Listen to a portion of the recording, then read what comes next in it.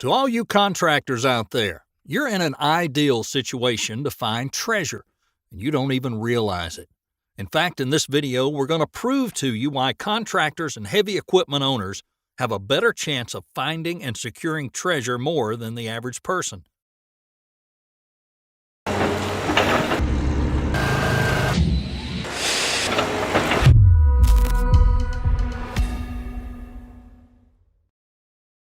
Did you know that a lot of the treasure found wasn't even found by professional treasure hunters?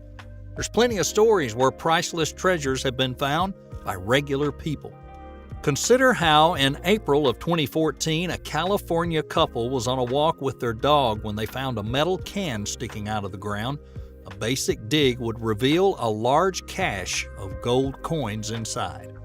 Or in 2010, a man named David Crisp used a metal detector to uncover a large collection of Roman coins in a small town in England. His total find would be estimated at over $400,000. An 18th century ship was even found by accident during the excavation of the World Trade Center site after the 9/11 attacks. Like these examples, there's many other stories where construction workers found treasure by accident. Imagine what you and your crew can accomplish with your equipment and a knowledge of the land. In fact, there's still a lot of treasure that hasn't been found. And in some of these cases, some of these finds could be worth billions alone. This video is going to cover the types of equipment used to find treasure, locations where treasure could potentially be found, and how to utilize your contracting skills to find treasure, and everything else you need to know to help you utilize your resources at hand and find that mother lode. We've been working on this video for a long time and put in quite a bit of elbow grease to bring you as much information as possible, so if you appreciate what you see, be sure and like the video and share it with your friends. Why contractors make excellent treasure hunters. The right attitude. Treasure hunting takes patience, hard work, thick skin, and time. It can actually be brutal and has pushed treasure hunters over the edge. Some have lost all their money, their minds, and even their lives. With that being said, as most of us watching this video already know, contractors are some of the toughest SOBs on the planet. Contractors have the experience and mindset necessary to do whatever it takes in the pursuit of treasure. Experienced equipment owners and operators. This is a big one. How many non-contractors do you know that can operate an excavator or a crane? Well, not many at all, right? Having experience operating heavy equipment and even better, owning the equipment immediately puts you ahead of the competition. The average treasure hunter spends much of their budget, which is limited to begin with, on heavy equipment rentals and operators day after day after day. A knowledge of the land. Contractors have extensive experience with the land, including reading maps, understanding soil composition, and excavating different types of terrain. Now, considering that most treasure is found underground, this knowledge is essential for the pursuit of treasure. Surveying tools. Many contractors are experienced with surveying tools like ground-penetrating radar and metal detection. These types of tools are crucial for pinpointing exact treasure locations. Access to land. Some contractors already have access to private land or know someone who owns the land. Although it's unlikely this land contains the Holy Grail, you never know what's lurking beyond the surface. In fact, there's numerous examples of treasure that was found by chance in common areas.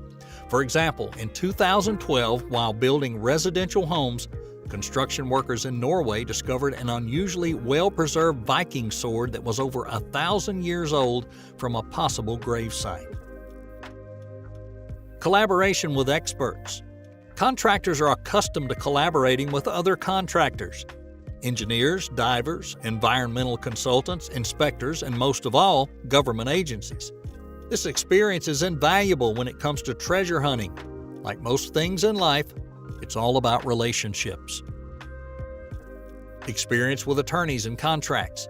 There's too many stories out there where naive, inexperienced treasure hunters lost everything because they didn't cross the T's and dot the I's. If you're planning on finding and securing treasure without the proper permit or permission from the government, then you're wasting your time. But as a contractor, you should have experience with working with attorneys and contractors, so once again, you're ahead of the competition.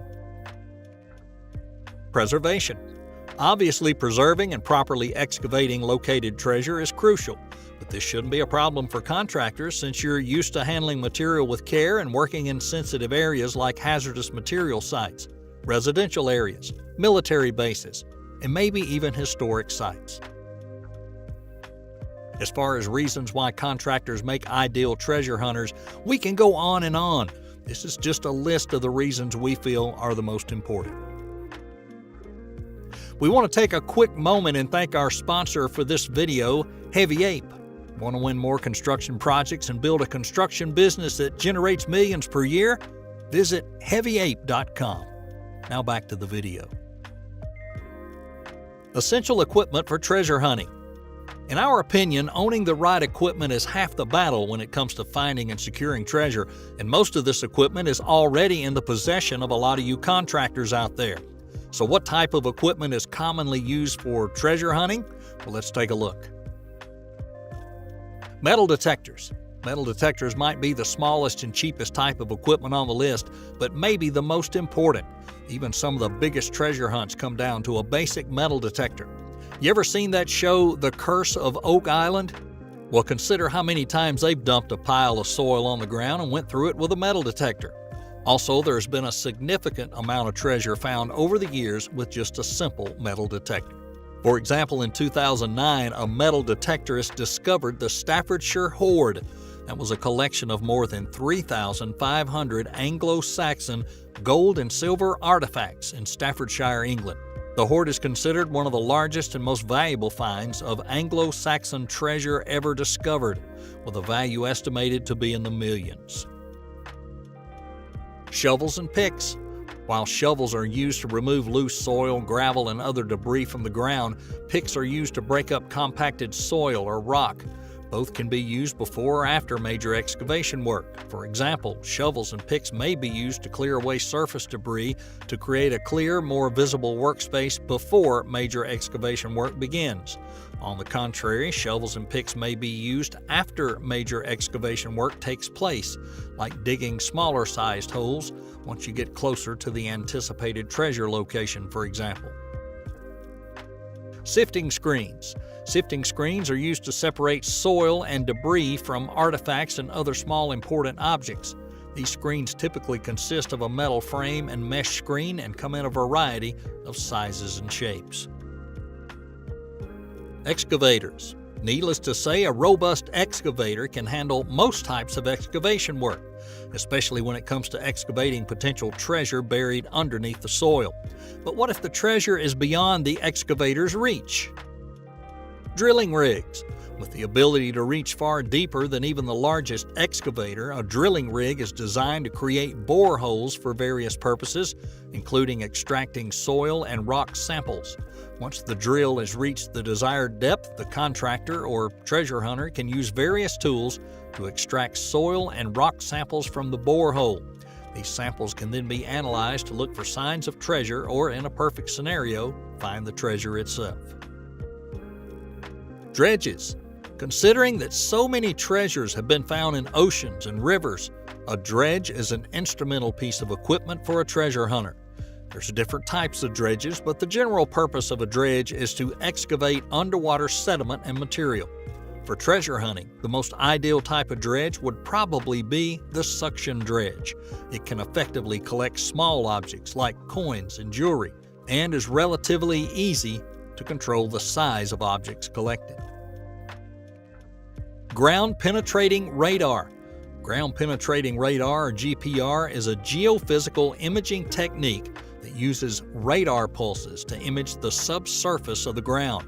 When it comes to treasure hunting, GPR can be used to identify potential underground structures or anomalies that might be associated with treasure. The cost of a GPR unit can vary depending on the type of unit and capabilities, but an average entry-level GPR can range from $3,000 to $10,000, with a more advanced unit costing $20,000 or more. Geophysical sensors. Geophysical sensors are used to measure the physical properties of soil and rock, like density, for example.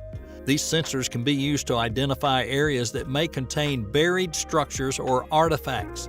Entry-level sensors suitable for basic treasure hunting can cost a few $100s, while more advanced sensors with higher resolution and greater accuracy can cost tens of thousands of dollars. GPS devices. GPS devices can be used to map out the possible location of a treasure site as well as tracking ongoing excavation work. The cost of GPS devices can vary depending on the type and features of the unit. A basic handheld GPS device suitable for treasure hunting would cost somewhere around $100 to $500. However, more advanced GPS units with features like high-resolution mapping, touchscreen displays, and built-in cameras can cost upwards of $1,000 or more. Lighting equipment. For those contractors out there who work at night, you already know the importance of lighting when it comes to excavation work. Not only will you likely be doing some treasure hunting after hours, but once that hole gets deeper and deeper, you're going to need sufficient lighting to see where you're going. The key pieces of lighting equipment generally includes headlamps, flashlights, spotlights, tripod lights, and light sticks. Safety equipment. And last but certainly not least, safety equipment. It's a must for your pursuit of treasure. Treasure hunting is a dangerous enterprise, and many have died over the years while doing so. We could do an entire video dedicated to safety, but to keep it brief, here's a list of the basic safety items you might want to consider. Hard hats, gloves, safety glasses, ear protection, respirators, first aid kits, and sun protection. Well, that's our list of what we believe are the most important pieces of equipment needed for treasure hunting. But if you feel we left anything out, comment below. And now that we've covered the equipment, let's take a look at some possible locations where you can find treasure. Well, do you like what you see so far? We'd really appreciate it if you'd like the video and subscribe and turn on that notification bell. That way you'll know whenever we drop a new video. Now, let's get back to the video. Where to search for treasure. Construction sites are potential locations to find treasure. In fact, we can list multiple instances where significant treasure was found by construction crews. In addition to the examples mentioned earlier, there was another when in 2016, construction workers in Spain were laying pipe in a park and they unearthed a 1,300-pound trove of Roman coins. Of course, shipwrecks are another ideal location for treasure hunting, especially for those of you who, like us, and live on the coast. According to the Florida Division of Historical Resources, there are over 1,000 known shipwrecks in Florida waters alone, and only a small handful of those shipwrecks have been discovered, let alone excavated. Ever heard of a guy named Mel Fisher? Well, in 1985, Fisher found a treasure trove of gold, silver, and other artifacts from the wreck of the Spanish galleon Nuestra Señora de Atocha that was off the coast of Florida, and it was worth an estimated $400 million. And you don't have to be offshore to find treasure. Beaches turn up treasures of all kinds on a pretty regular basis, especially after a large storm or heavy tide that reveals buried items. For example, in 2020, a pair of treasure hunters with a metal detector discovered a trove of Spanish coins from a 1715 shipwreck on a beach in Florida. Abandoned buildings are another possible location for treasure. Abandoned buildings, particularly those with a rich history, may contain hidden treasures like antique furniture, artwork, or other valuable items. There's numerous examples of regular people finding treasure in abandoned buildings. For example, in 2022, while renovating their house, a couple found over $850,000 worth of rare coins underneath floorboards. Natural landmarks like caves, mountains, and waterfalls have also been known to contain hidden treasure, like minerals, gemstones, and precious metals. For example, in 2013, an amateur Australian prospector armed with a metal detector found a massive gold nugget worth over $300,000 in an area known as the Golden Triangle, which was known for its rich veins. Historical sites like battlefields and ancient ruins also contain hidden treasure. For those of you living in states where the Revolutionary War battles were once fought, like New York, New Jersey, Pennsylvania, the Carolinas, and other states that had battles, countryside fields in those areas are excellent locations to look for valuable items like coins and weapons. There's no telling what a simple metal detector can find on these historical sites. Now, this is just a list of common locations to find treasure. Can treasure be found elsewhere? Absolutely. You need to know where to look. That's why we're going to talk about the importance of research and planning next. Importance of research and planning. We know you want to break ground as soon as possible, but without proper research and planning, it's highly unlikely you're going to find treasure. Even if you found the location of the treasure, significant research and planning will likely still be required. That is, if you want to excavate the find properly without causing irreparable damage. So what types of research and planning can you do exactly? Here's a couple of suggestions to get you started. Historical research. You can start by conducting historical research to identify potential treasure sites in a particular area. This research may involve researching local history or even legends to identify areas where valuable objects may have been deliberately hidden or lost over time. For example, in 2021, a Dutch historian used his knowledge of history, and a metal detector of course, to find a 1,000-year-old medieval golden treasure, consisting of 4 golden ear pendants, 2 stripes of gold leaf, and 39 silver coins. Geographical research. In addition to historical research, there's also geographical research, which may involve studying topographical maps, identifying areas with geological features that may be conducive to treasure burial, or using technology like ground-penetrating radar to identify potential treasure sites. For example, about 10 years ago, a group of archaeologists in Mexico used LiDAR technology to map out the topography of an ancient city of Angamuco. They were able to identify over 26,000 structures, including pyramids, temples, and houses, which are home to all sorts of valuable artifacts. So, what if you've identified a potential treasure site? You'll want to create an excavation plan in order to ensure that the work's carried out efficiently and safely. Your excavation plan may include the best approach for excavation, the equipment needed, identifying potential hazards and obstacles, as well as developing a timeline and budget for the endeavor. However, this research and planning and everything else mentioned in this video means nothing unless proper permits are acquired and regulations are followed. Permits and regulations.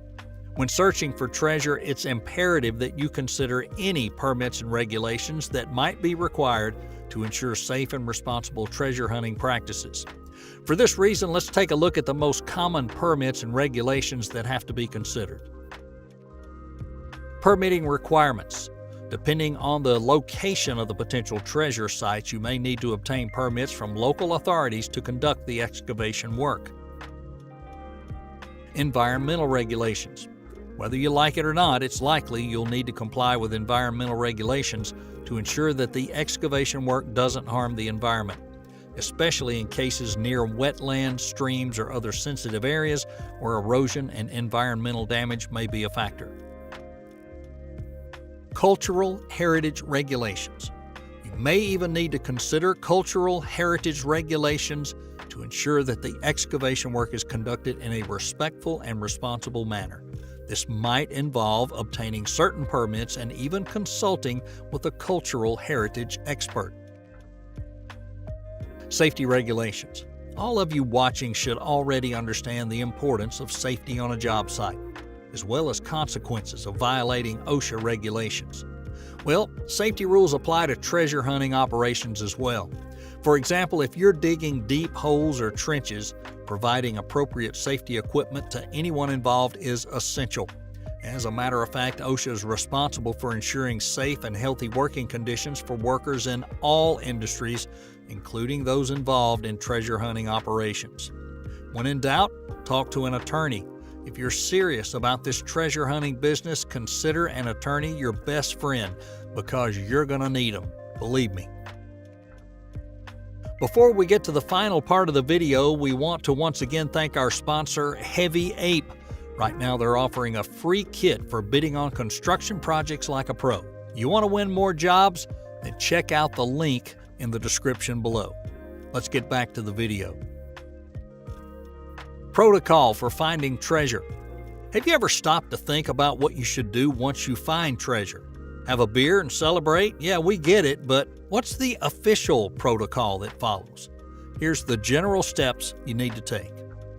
Number 1, notify the relevant authorities. Depending on the location of the treasure as well as the nature of the discovery, it's likely you'll need to notify local authorities like law enforcement or an archaeological agency. In some cases, there may be legal requirements for reporting a discovery. As we mentioned before, speak with an attorney. Number 2, preserve the site. It's crucial to avoid disturbing or damaging the site in any way. This might involve taking steps to protect the area from further evacuation or damage, such as installing a fence or barrier to prevent access. And yes, it can't hurt to utilize various forms of security, like security cameras, for example. Number 3, document the discovery. It's essential to document the discovery of the treasure, including the exact date, location, and any other relevant details regarding the artifacts discovered. This may involve taking photographs or videos. In fact, you should consider taking photos and video throughout the entire hunt and excavation. You might even be able to sell the documentary to the History of Discovery channel. Heck, you never know. Number 4, seek expert assistance. Don't be afraid to reach out to experts. They've got knowledge you don't. You might want to consider experts in various fields like archaeology, history, or conservation. These experts can help you identify and preserve your findings. Again, these are just general steps to take once you find treasure. We can't stress enough. Talk to an attorney, and not just when you need them most. It's always ideal to keep regular contact with an attorney so you can make the most responsible, efficient decisions possible. Now get out there and use all the resources at your fingertips and find that treasure. Well, that's all we have for now, and be sure and subscribe so you'll be notified whenever we release a new video guide.